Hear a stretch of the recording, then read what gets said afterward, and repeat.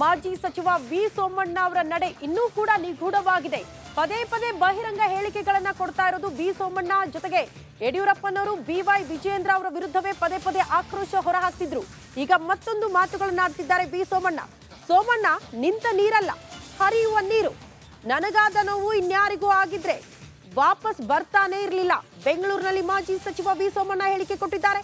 High command 2 ಬಾರಿ ಕರೆತು ನಾನೇ ಹೋಗಿಲ್ಲ, ಕೆಲವರ ಸಮ್ಮುಖದಲ್ಲಿ ಚರ್ಚೆ ನಡೆಸುವಂತೆ ಕೇಳಿದ್ದೇನೆ.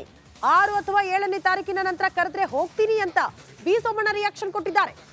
ಅವರ ಪಟ್ಟು ಬಿವೈ ವಿಜಯೇಂದ್ರ ಅವರ ಸಮ್ಮುಖದಲ್ಲೇ ಚರ್ಚೆ ಆಗಬೇಕು. ಇದು ವಿ ಸೋಮಣ್ಣ ಅವರ ಪಟ್ಟು. ಅದೇ ವಿಚಾರವನ್ನ ಈಗ ಪ್ರಸ್ತಾಪ ಮಾಡ್ತಿದ್ದಾರೆ. ಏನು ವಿನಂತಿ ಮಾಡಿದ್ದೀನಿ, ನನಗಾಗಿರ್ತಕ್ಕಂಥ ನೋವು, ನನಗಾಗಿರ್ತಕ್ಕಂಥ ಅನಾನುಕೂಲ, ನನಗಾಗಿರ್ತಕ್ಕಂಥ ತೊಂದರೆ ಯಾವುದೇ ಕಾರಣಕ್ಕೆ ಯಾರಿಗೂ ಆಗಬಾರ್ದು.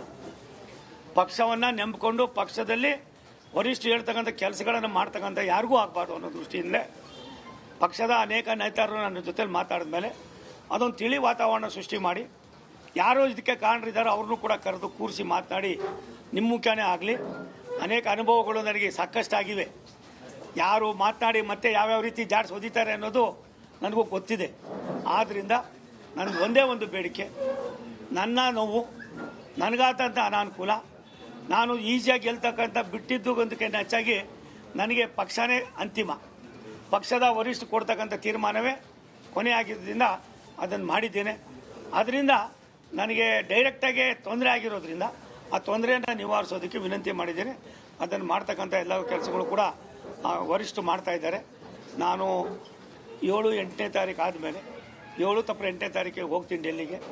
ಅಷ್ಟರೊಳಗಡೆ 10ನೇ ತಾರೀಕು ಒಳಗಡೆ ಸಖ್ಯ ಅಂತ ಆಗ್ತದೆ ಅನ್ನೋ ನಂಬಿಕೆ ನಂದಿದೆ.